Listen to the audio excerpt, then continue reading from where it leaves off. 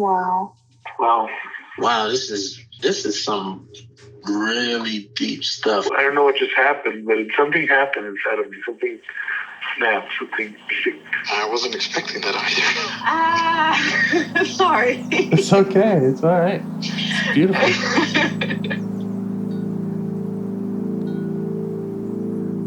Monster is like really small, but it had to become that to stop me. And then the hurt child became present when you mentioned it. And I didn't realize this until now. There were things that I didn't remember until now. Funny, I haven't seen that before. It feels like I'm the monster. I'm kind of seeing images of things, of a world where they can exist.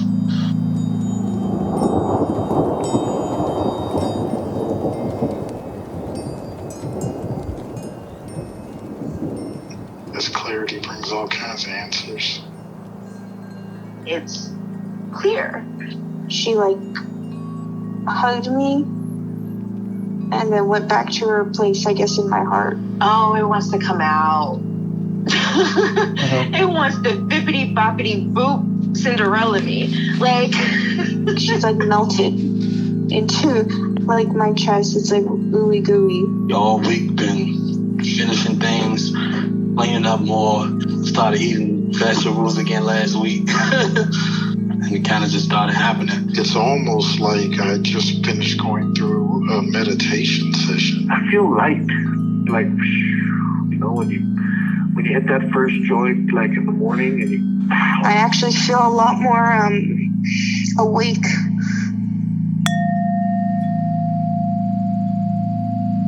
Okay, so you were saying trivial, not trivial. Yeah. So at first I was thinking, and then there was a should coming in. I should go back to that 13-year-old. I know it's really important to go back to her, but I feel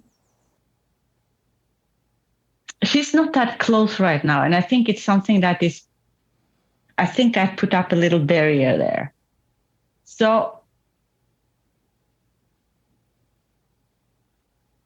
I just don't want to just plunge into that since it's something that is closer. Maybe this is an excuse, but I don't think it is. Okay. Because I think I'm curious, when you say barrier, is that protective? Does it feel what's the barrier mean? Okay. So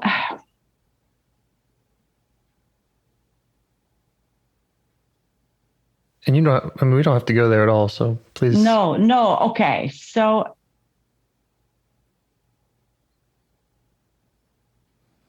what it feels like is that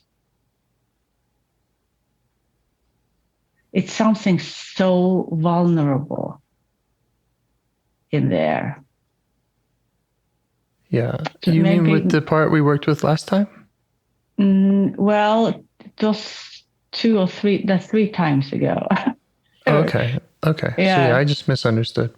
No. That part I think is doing pretty, it's doing pretty good right now. She's hanging out, and I think she feels pretty safe right now. Okay. She was very young, right? So, you know what?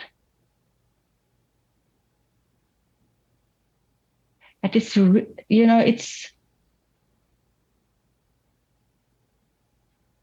okay. So what I was going to explore, let me just spew that out, and maybe we will go to the 13-year-old since there is something that's blocking me from going to her. What I was going to go to was that ever since I was really little, I thought I was really ugly. And I believe it as an adult too. And I know that is something that, a lot of women, men too maybe, but I think it's more women that think they're ugly because, all the, all the images that they get fed, everything they see. Right. My story is my story, and this started long before I ever glanced at the magazine. And, my family really didn't have many magazines. And I grew up with a TV with one station and there was no soaps on my TV and no ads. It was state run. So, I'm not saying that my situation is totally unique, but my story is my story, right? So that was where I was going to explore, because it's still hampering me. Yeah. But then, but now I'm torn whether to go there or to be brave and look at some of that shame and vulnerability that prevents me from going to the 13-year-old. So no, I don't know. Okay. Well, all the parts need you in some way. And so if you continue to do this work and you continue to go to parts, then the order may not matter so much. No, it probably doesn't. I would. It would be great if I could go to the ones that I felt drew me the most, right? And earlier today, it was that ugly part. Now I feel kind of intrigued by the blockage I have of going to the 13-year-old. Yeah.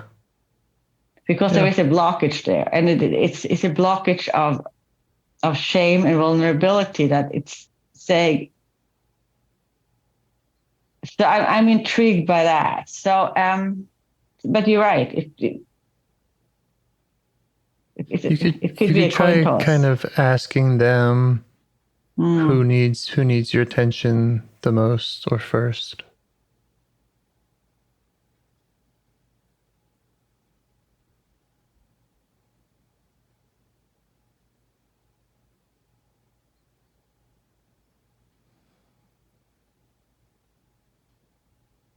Let's do the ugly part. Okay. And it feels ugly. Yes, and the thing with this part is that it's not just the past. It's not just when I was 3, 4, 5, 11, 12, 21, 31. It's when I'm 62. It's kind of so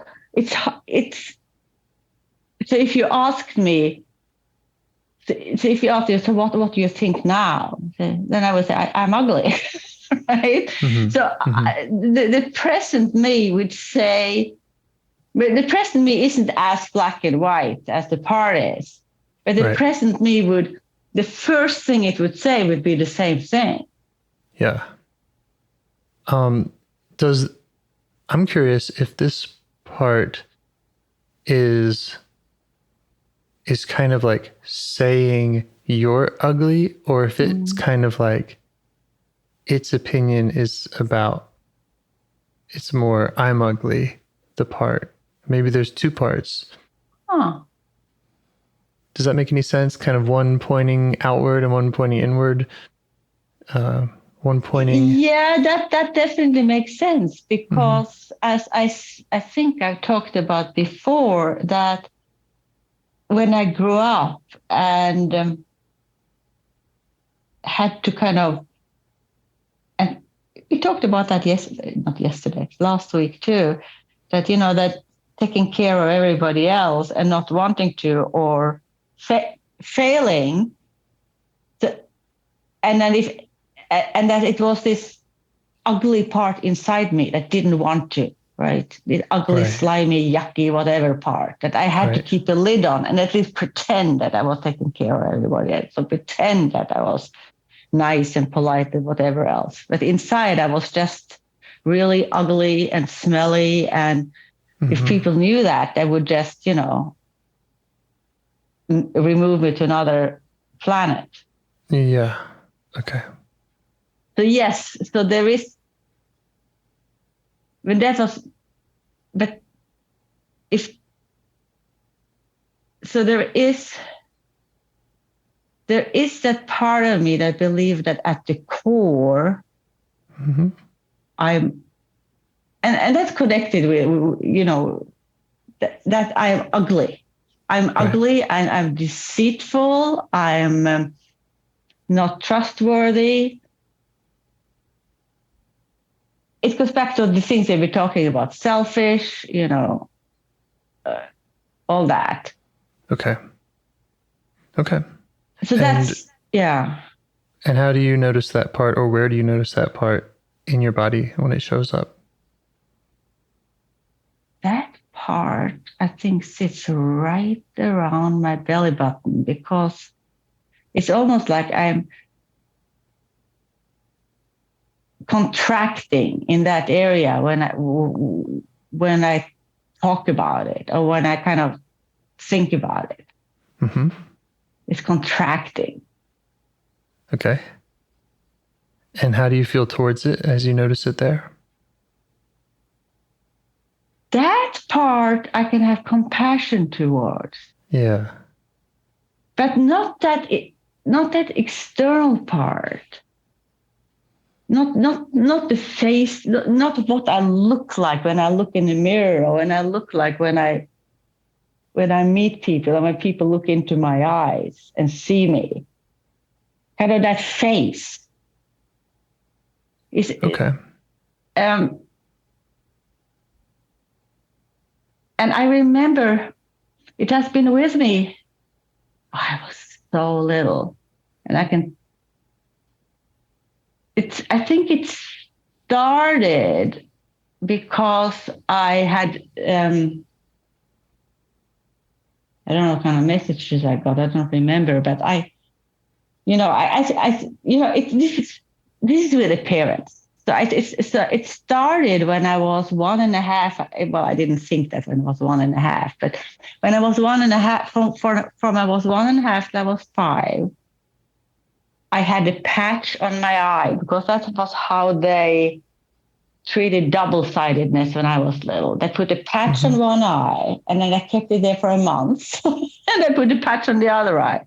Great to keep the eyes to coordinate, right? Yeah. Anyway, and then I, of course, I wasn't aware of it when I was 1.5, but then I got a little sister, and she was really cute, right? She had dark curly hair and big eyes, and she was very rambunctious, and I got very self-aware of my patch on my eye. Yeah. And, it was connected to the whole situation, the things we have been talking about, by not being allowed to be a kid and not allowed to having wants, and being responsible for her, being a bad sister and all that. It's all connected to that. So that, so I think that was when kind of it formed, that I looked ugly. Okay. And then when I was 5, I got glasses, and there weren't that many kids that had glasses at that time. I was probably 1 or 2 in my class, I think, when I started school. So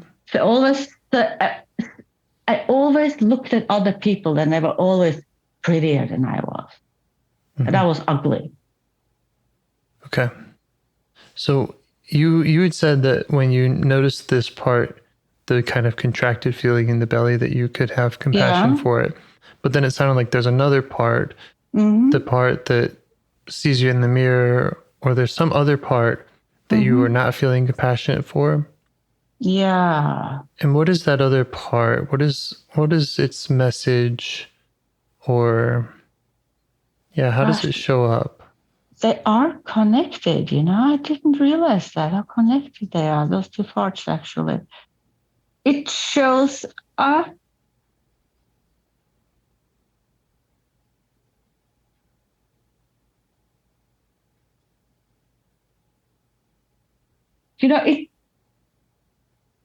Okay, so it usually does show up.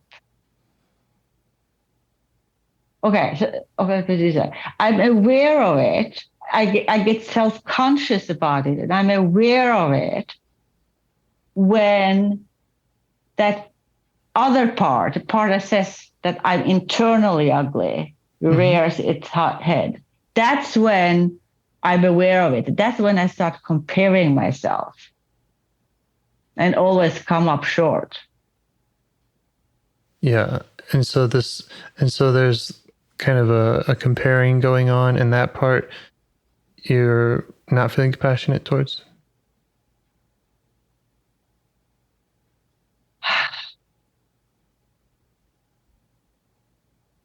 I'm just trying to figure out the part that... I know. I know. This is okay. I know it's hard to put into words. This is convoluted. But okay, so I do feel so let's see here. I do feel compassionate towards that part that says I'm just a slimy kettle with rats and dead cadavers, right? That I have to keep a lid on. I do feel compassionate for that part, and because I can feel its pain. I can feel it trying to say,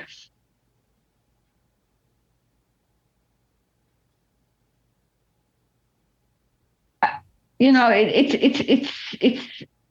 an exile behind that one that says, I just want to be loved. Right.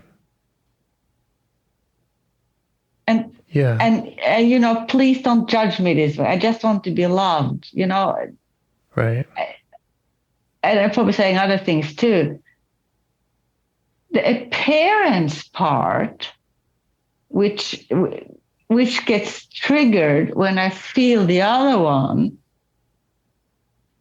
Okay, I can feel compassion towards the trigger. I can feel compassion towards, I'm ugly. I can feel okay. So this. Okay, so I can feel compassion towards some of it. I can feel I can feel compassion towards. Definitely feel compassion toward a little girl who wore the pad and feels she's ugly. And unlovable, and then she has a cute sister, and then she's unlovable. I can feel compassion towards the 7-8-year-old who is timid and feels that everybody else in her class are better and prettier than she is. Right? I can feel compassion towards her. I can feel compassion towards the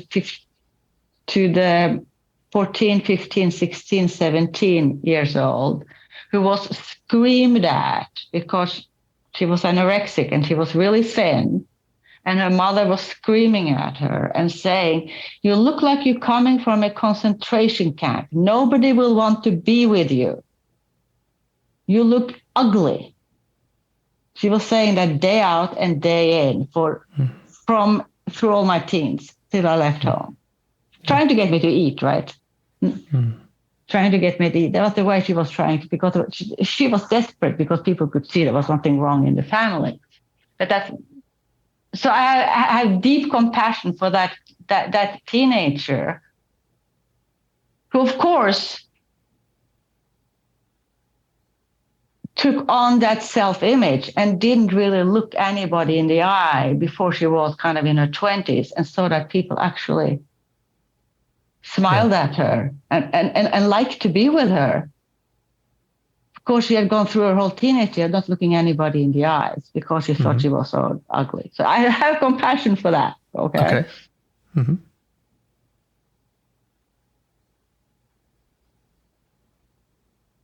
I do not have much compassion for myself at 62, saying to myself, you look ugly. Okay. Okay, great. So what I'm hearing is that you recognize these young parts and you recognize their age and you recognize and you have compassion for them. You see their struggle and you feel their pain. Yeah. There's another part that is more in today's time. And it's the one that says, like I was saying before, it has that kind of pointing out finger of you're ugly, right? That's what it's saying. And that's, so to me, that sounds like a normal dynamic of exiles and protectors. And so the exiles have this pain, they've internalized these messages, and this other part that's mean or whatever it is, it's acting as a protector somehow, which I'm sure we can find out. And that's the part that I would suggest that we start with. Okay. Because it just, that's just usually a good idea to start with those, rather than trying to shortcut them and go straight to the exiles. Okay. Yeah. Does that all make sense? Does it resonate? Does it sound like a reasonable plan? It does. Okay. Yeah. Yeah.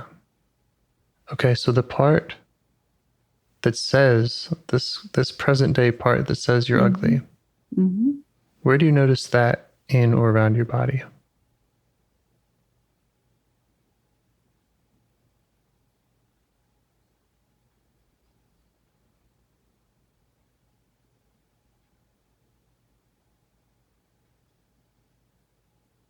That's a hard one. It's You could say anything you notice about it. It's energy, it's color, energy. Okay, so it's tone of voice. It's twisting. It has this kind of, it's almost twisting in repulsion. You know what I mean? Yeah. It's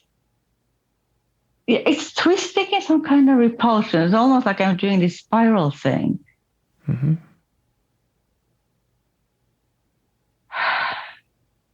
Does it have any other messages besides you're ugly? Does it?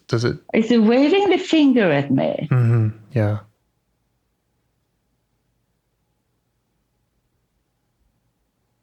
Okay.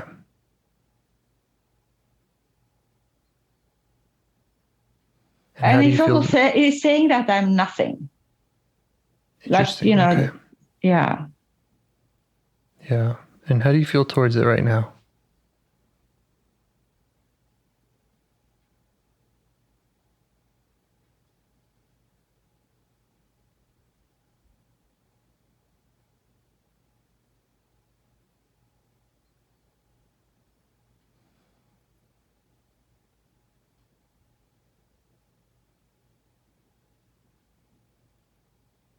I got a little angry. Mm-hmm. And I was telling you that I wish you weren't so loud. Yeah. Just be in the background. Yeah, makes sense to me. This part's been doing this for 62 years or however long. Yeah. Sounds uncomfortable. Yeah, it sounds, to say the least. Yeah. Yeah. So let's see if you can turn towards that part that is angry with it. Let it know that you get it. And that you just would like a little space so that you can try to get to know this part. And maybe you can help it relax that way. And see if the angry part will step back and let you do that.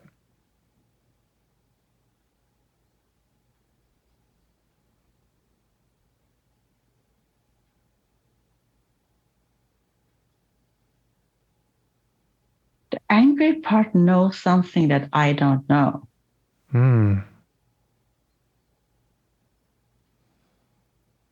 And it's almost like it's a little afraid that this part that says I'm ugly is going to reveal something that will be embarrassing and shameful. Yeah. Okay. Well, let's listen to that. We need to be careful around that, right? Mm-hmm. Sounds like this angry part has an important flag or warning. Yeah. So see if you can just learn more about that. And of course, you don't have to share any of this with me.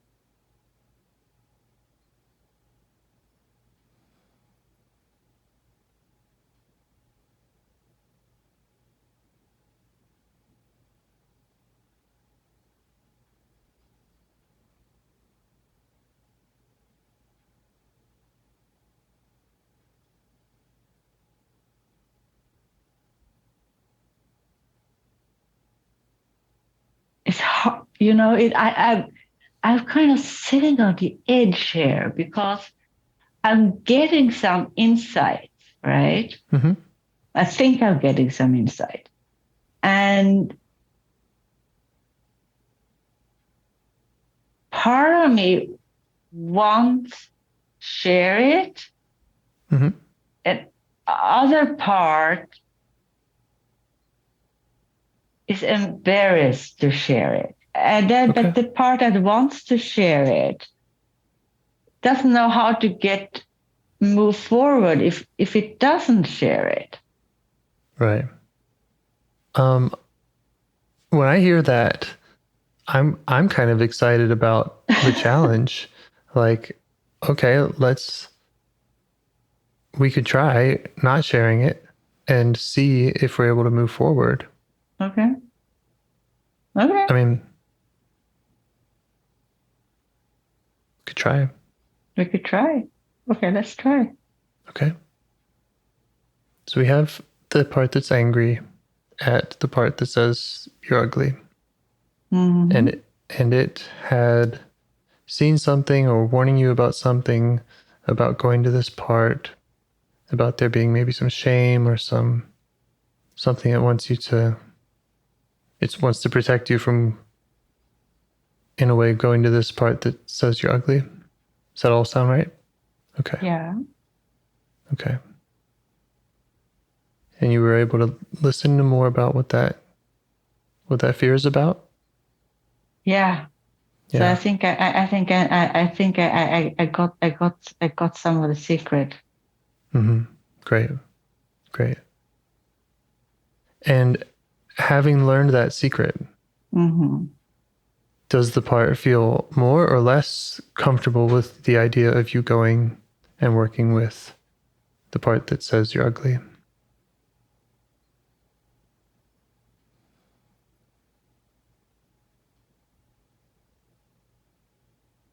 I think it feels more comfortable. I think it feels more comfortable. As long it's the same thing as we have done before. As long as I'm just getting to know it, I'm not trying to get it to do something. Okay. How's that sound to you? That sounds good. Yeah. Sounds good to me. Is there anything else that this part wants you to know before you shift back? Shift back to the part that says you're ugly?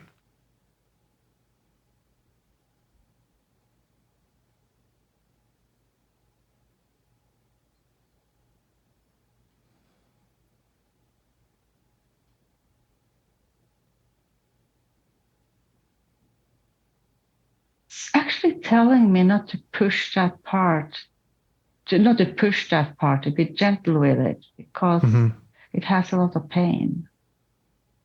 Yeah.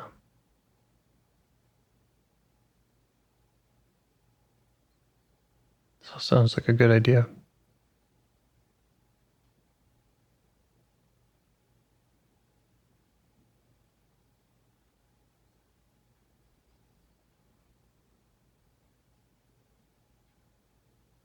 And I agree. Yeah. So you feel confident in being able to go at a safe pace and not push the part? Mhm.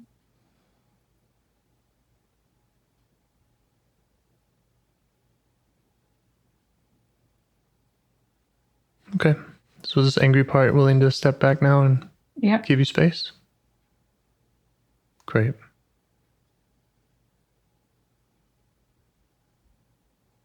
And now how are you feeling towards that other part? The part that says I'm ugly? Yes.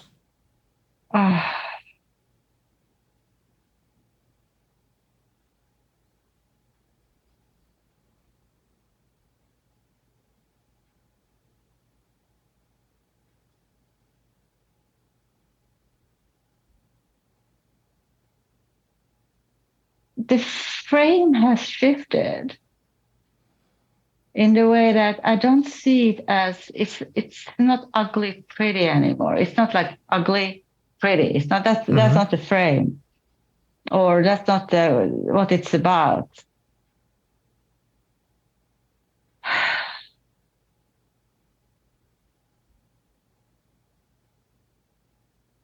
It's about, I can see its pain. How do you feel towards it as you see its pain? I see it. I feel compassionate towards it. Yeah. Let it know that. Yeah, because just let it know that. Let it know you're open to it and that you've gotten that angry part to step back and that you just want to learn about it more.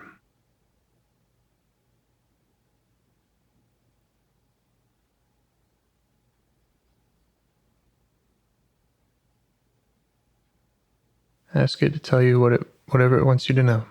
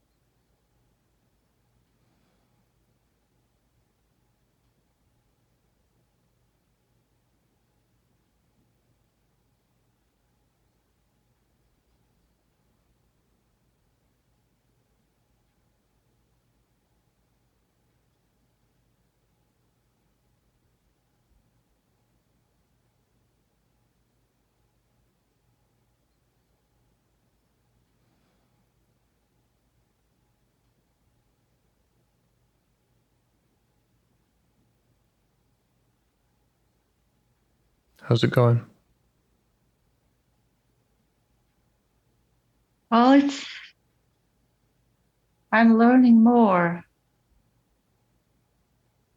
See, it's weird to sit there and just talk to myself. I'm not talking to myself, but that's kind of being in my inner world.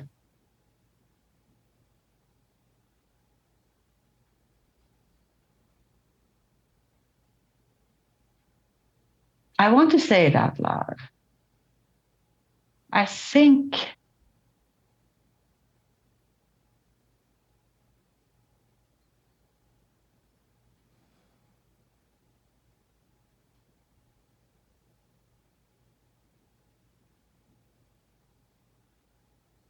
by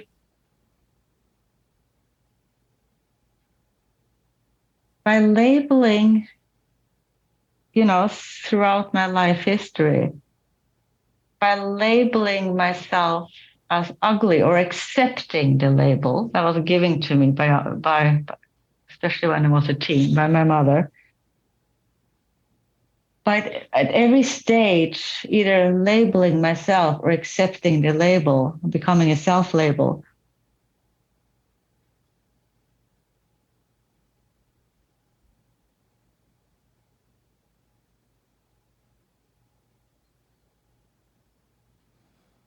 it helped to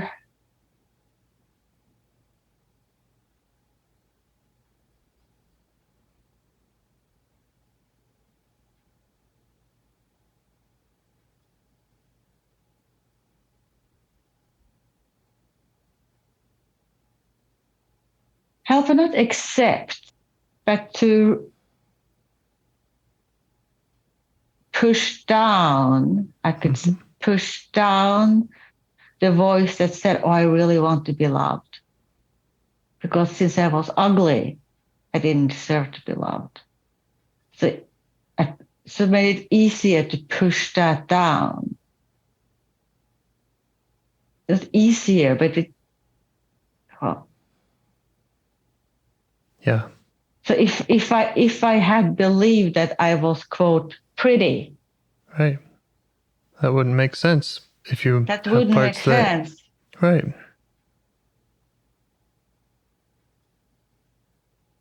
And then that conflict of not being loved would have been unbearable, too painful. Right. And I would have, and since I didn't get, and it's like, if I was pretty and didn't get love, then something was really wrong with me. But now at least I was ugly. Yeah. So there was a reason for it. And that's incredible. And you were able to learn all of that from that part by listening to it. Yeah. You can show it that it makes sense to you. Yeah. And you can see how it's trying to protect you. Yeah. Yeah. Can you show it appreciation?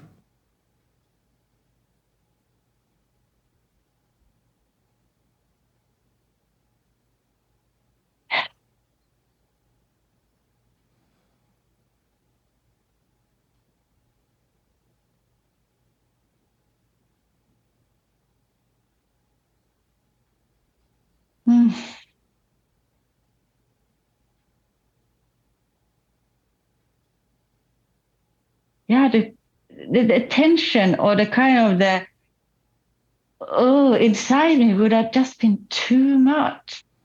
Yeah, of course. Had to find another explanation.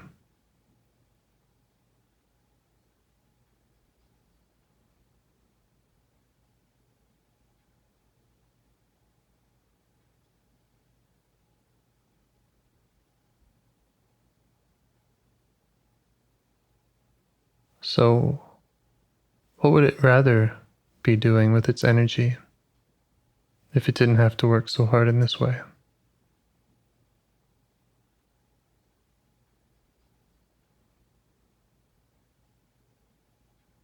Yeah, if you could go to those parts that feel unloved and you could heal them and love them and unburden them, and this part didn't have to work so hard, what would it rather be doing?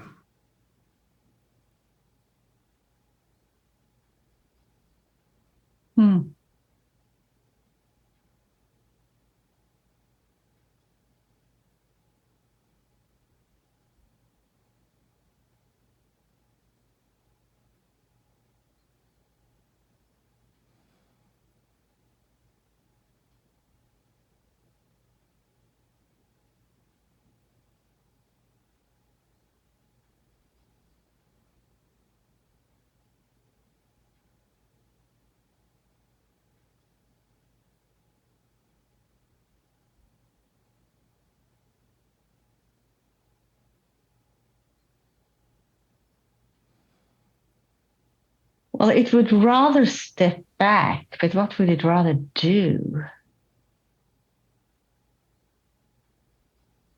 Step back, relax. Sometimes Read a book. that's all they want to do, right? Read a book. Yeah. I'm a big fiction reader. That's all. That's how I escape. Oh, read a good book. Yeah. And how old does this part think that you are?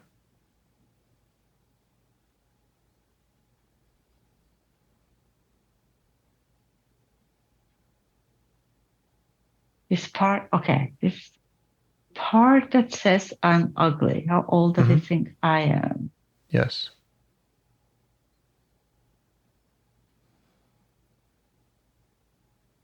Much younger than I am. Mm-hmm.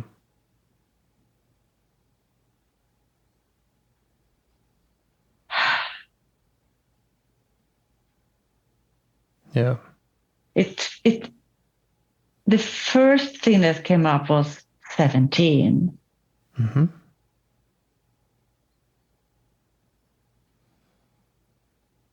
Yeah. It was horrible. So horrible. So dark. So desperate.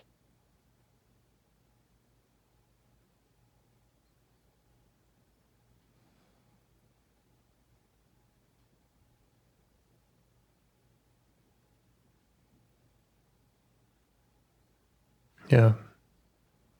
You just updated on your real age and let it know that you can help those parts. You can help it. You can help those young parts that felt desperate.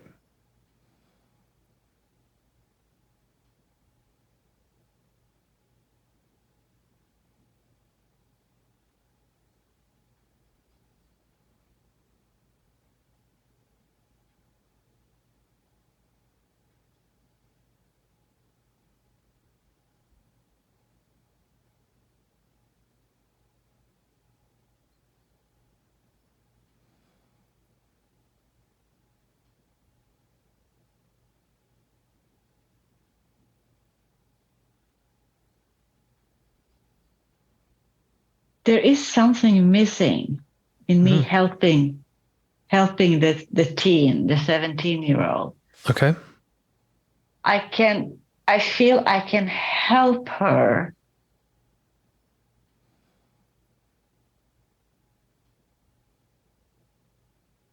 Okay, I feel I can imagine the hurt of a child. It's hard for me to imagine the hurt of a teen. Right. That makes sense to me. I skipped that age.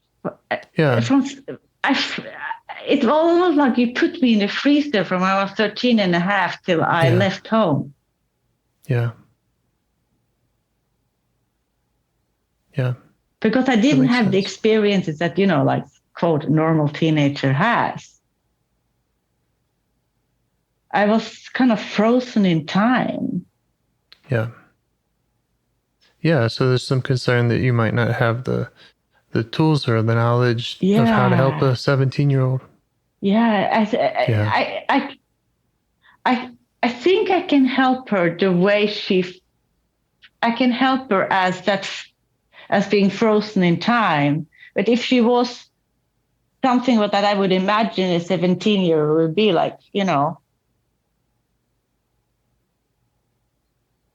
Well, I know that you can. And it's the same with every part. I mean, 10 minutes ago, you didn't think you could help this part that calls you ugly, right? That's right. That's right. and then you listen to it. Yeah. Last week we met an exile, and it didn't want you to move too fast. It didn't want you to push it, just like this part. And the next thing you know, it's telling you about its love of colors, and it's telling you things that maybe you could have guessed, but not in the way that it showed you. it needed to show you in its own way. And they're all like that. I was the same way. I didn't know how to talk to a teenager either. But I know how to be curious and ask other parts to step back.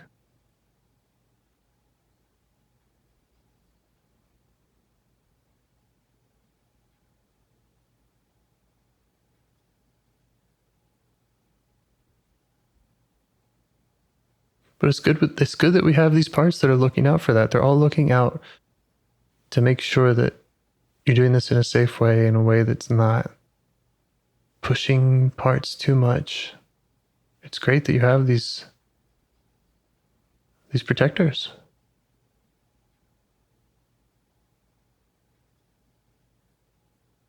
Very intricate system. Mm-hmm. It is an intricate system, and it's. I really do appreciate that, that my parts found ways to protect me. Yeah, absolutely. Yeah, but at the same time, just looking at it, why did you have to do it that way? Yeah. But that was probably the only way that it knew about anyway. Yeah. Because why do you have to go around your whole life? Because it thinks you're 17. Oh, yeah. Right.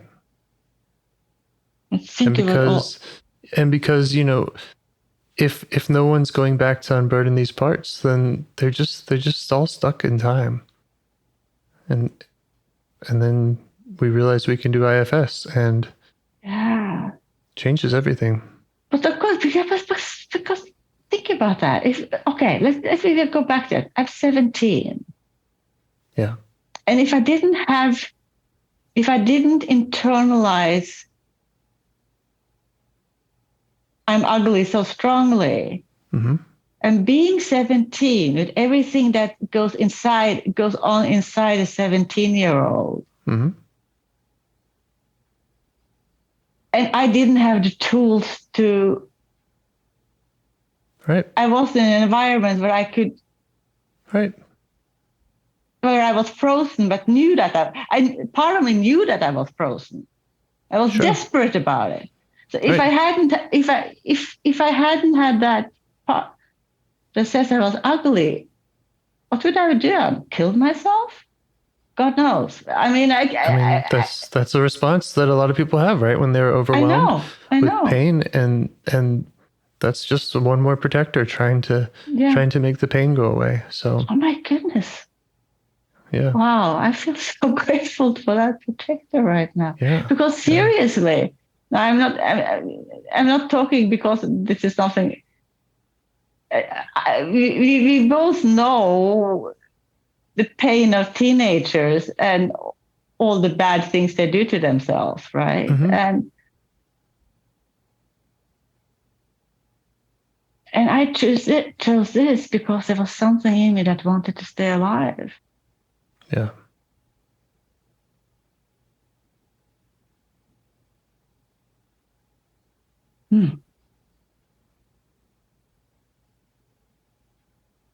So, coming back to the part that was calling you ugly, what does it need from you going forward?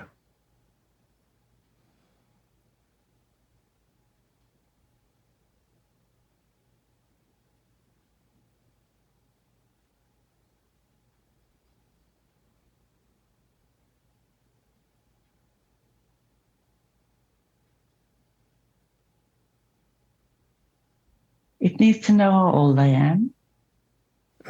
Yeah. I just thought of something interesting, Yeah. To look. You mentioned this part coming up when you look in the mirror. Yeah. It's just interesting that you see your age when you look in the mirror. Yeah. And how many people look in the mirror and say, "Well, I'm old. That's why I'm ugly. I'm old." But this part is reassured. Now that we've set the timeline straight, it's reassured by your maturity, your resources that you have now?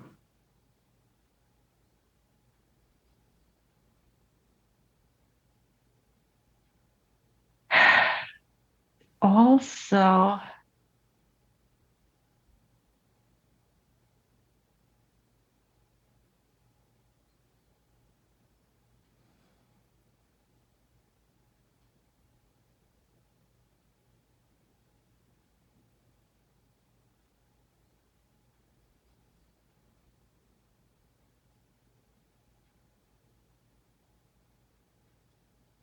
I'm struggling with something. It doesn't need to be reminded, but no, maybe reminded is.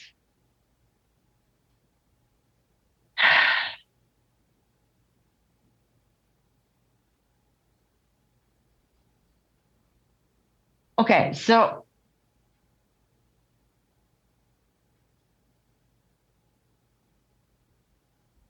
I have the word love on the tip of my tongue, but it has to because it's a substitute. It's not a substitute, but it makes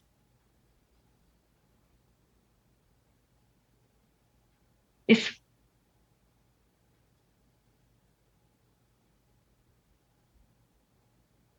okay. So when it tells me I'm ugly, right? Yes. It's telling me that or it used to tell me that because it made it more bearable, or it had an explanation for why I felt Right. unloved, right? Right.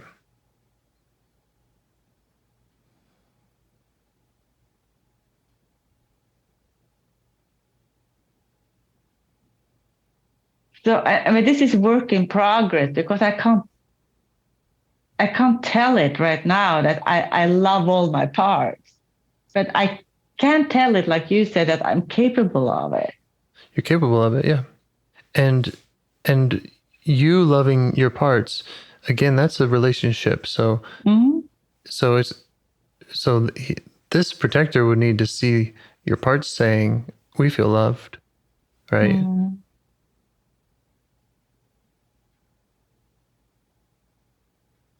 We feel safe. So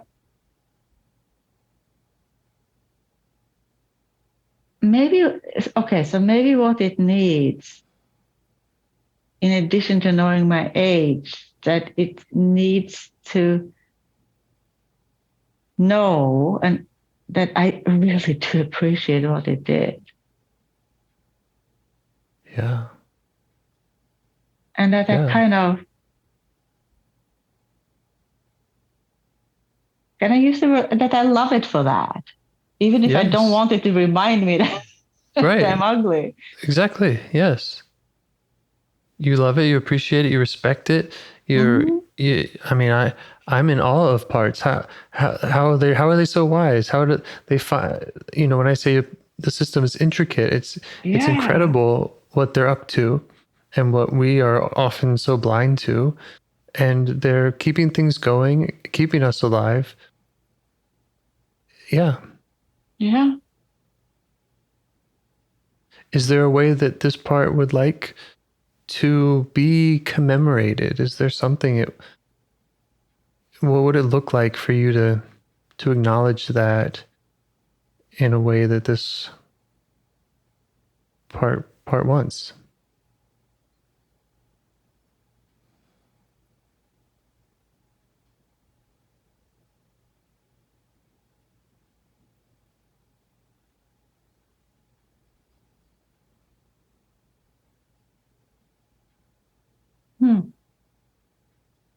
Sure.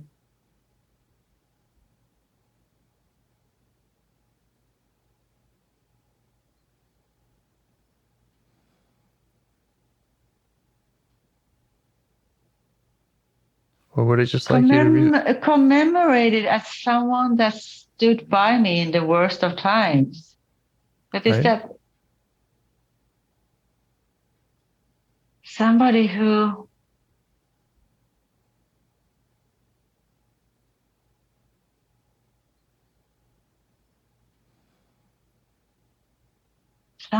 cared when it seemed. Mm-hmm. Is there a way that it would like you to do that? Is there something it wants to see you do out in the world or in your relationship with it?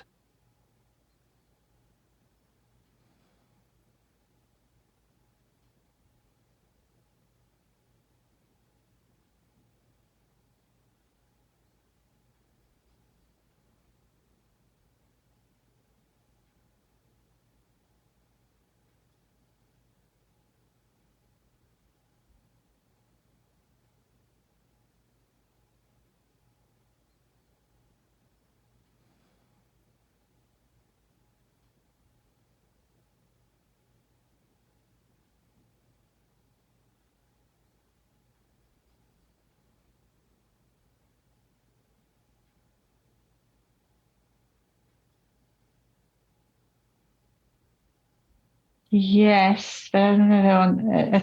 Maybe just this will be between me and it. Great. That's all that matters. Yeah.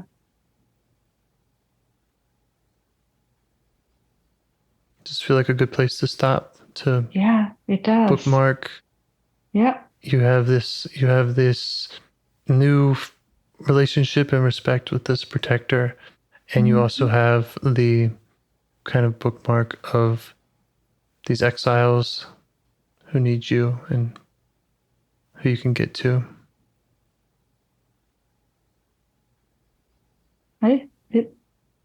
This was illuminating. Yeah. Yeah. You're so right. It's so intricate. Yeah. And by the way, when I said that, I wasn't meaning like your system in particular. No. Yeah. It's ingenious how kind of Yeah, how much is going on? Yeah, exactly. And what a blessing to be able to get in there and look behind the curtain and, have access to that interface.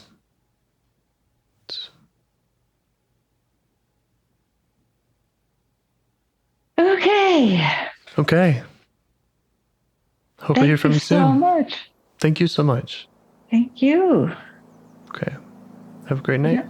You too. Bye. Okay. Bye. Do you want to help bring more self-energy to the world? If you'd like to participate in calls or help out with this project in any way, I'd love to hear your ideas. Join the Discord server or contact me at james@liveifs.com. A huge thanks to our audio engineer, Yvonne, for your care and diligence in editing the calls. To every caller for your courage in sharing some of your parts. And to anyone out there getting to know their internal system, keep going. Who knows? That might be the most selfless, helpful thing you can do for others, and you're the only one who can do it. If you'd like to see us reach the largest audience, we must please the almighty suggestion algorithms at iTunes and YouTube. And they don't care about the power of IFS. They're looking for likes and shares and comments, and the sooner the better. Follow the links in the show notes right here in your podcast player to make your wishes known. And now, a minute of meditation. Or if you prefer, pull over. You can do it in 60 seconds. Just click one of those links. They're right there, and give us a like or a 5-star rating. It would really help. If you think this project is helping people, you're helping people by sharing it. Thank you.